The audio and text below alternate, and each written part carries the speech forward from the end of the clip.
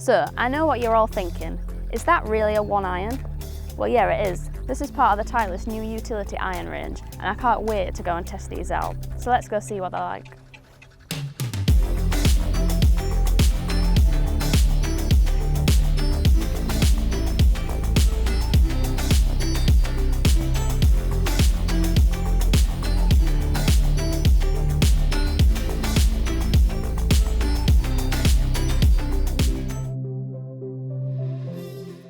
So Craig, have you ever hit a one iron? Yeah, back in 2010. And how did that go? Terrible. Hit it once, put it away, never to be seen again. I've never hit a one iron before, but I have to say this does look great, and I can't resist giving this a hit before we start with anything else. Yeah, give it a go.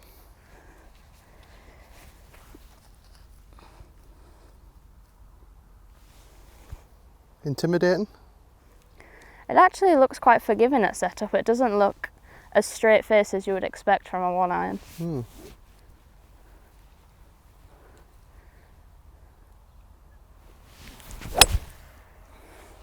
And I actually got it off the ground. Sounded alright.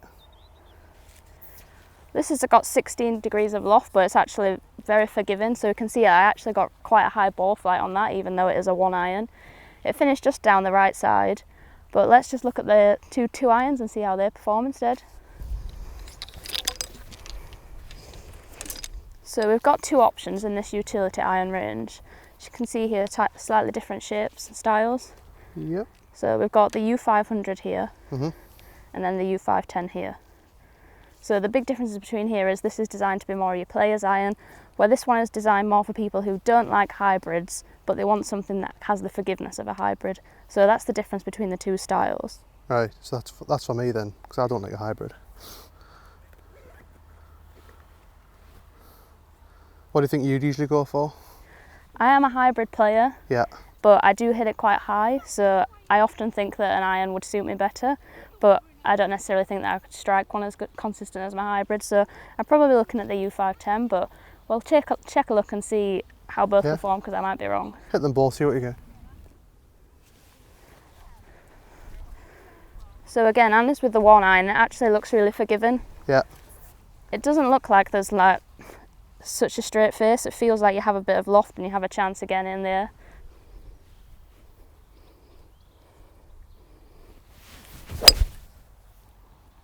Very nice. Can you hit me for one for me now? See? You've got plaudits, Hannah, plaudits. No, you can see that launched really high. It was a really nice flight, and it was really a hybrid kind of flight. So if you are someone who just doesn't like the appeal and doesn't like looking at a hybrid and wants to play an iron, this is definitely something to look at. Shall we let these ladies play on? Yeah, let's let them go on. The U series product is a utility iron for control of all flights for the long game. Some players do not like hybrids, so don't want to use them. So we have an iron, the utility iron, that will give them that flight and the control that they're looking for. U510 has a lot of tungsten in the sole. It provides a high launch, high trajectory, and importantly, good control in the down angle. U500 is more penetrating trajectory, a little flatter in the flight. Both have a stainless steel chassis with an L-forged face insert in there. It's the thinnest face we've ever made at 1.9 millimeters. We have a lot of tungsten, which helps the player control his trajectory for high launch, low spin. The U510 is the same construction, but providing a much higher trajectory aimed at the player that does not want to use a hybrid, but still benefits from that as a flight. So we've got the U500 here, and you can see when you look over the ball, it has a lot shorter blade length, and also that it's just a lot thinner of club. So it's not designed to provide as much forgiveness as the U510 is. And obviously that's because this is designed to be a player's iron, so it's aimed at more your better players, your better ball strikers, who aren't necessarily looking for as much forgiveness and distance with this club. So it should be perfect for you, Hannah. Well, we'll have to wait and see.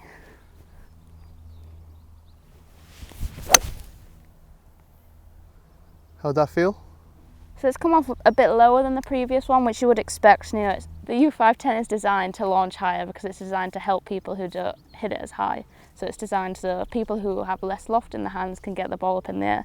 Obviously this is designed for people who have a bit faster speed and get the ball in the air already, so it's not providing that additional height. So it definitely had a lower ball flight than the previous one.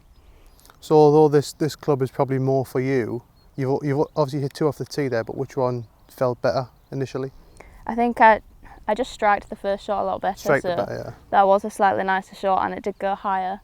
I think probably the U510 would be more beneficial for me, with me having a preference towards hybrids. I think this is much more for your premium ball strikers, like your tour players and your really elite pros. Yeah, shall we go and see where they're finished? Yeah, let's go have a look. So this is the ball I hit with the U500, which is a slightly smaller player iron. You can see it's finished a bit further back in the fairway than the U510, which we would expect, because obviously it's not designed necessarily for as much distance or forgiveness. I found with this shot it was easier to control like my dispersion. I hit it a lot straighter, but with the other one I had a bit more ball curvature, but I was getting a bit more ball speed and a bit more distance, which does make sense with the structure of the clubs. So Hannah, you obviously carry hybrids in your bag. Were the clubs as easy to hit as you thought? Yeah, they were actually a lot easier to hit than I thought. You kind of think of a 2-iron and a 1-iron, you think like that's someone that only pros would carry. Even some pros don't even carry them, but just the depth of the clubs, the forgiveness is added to give you extra launch height. It made them a lot easier to hit than I ever thought a 2-iron would be. And in terms of like putting them in the bag, would you put them in for like a specific event, or is it a different type of, links opposed to? Yeah, I think personally I play on quite a hilly course where there's lots of raised greens and things, so I like hybrids for that because I have the height to hit them in and stop them.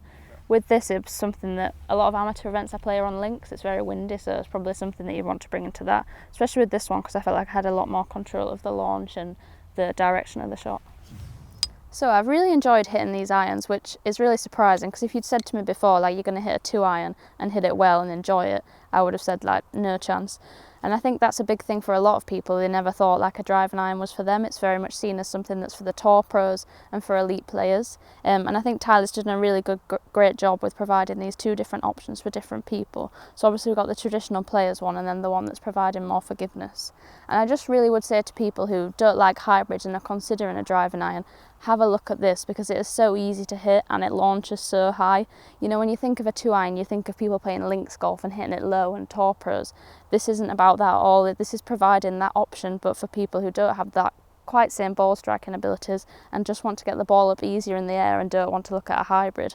So for people who want that option, this is just a great club to look at. I couldn't believe how high these were actually launching. You know, I was still getting nearly 80 feet of height on these shots and they were flying over 200 yards. So with an iron, for me, that's really impressive. So I hope you've enjoyed this review. Keep your eye on our YouTube and website for more content coming soon. Thanks for watching and hope to see you again soon.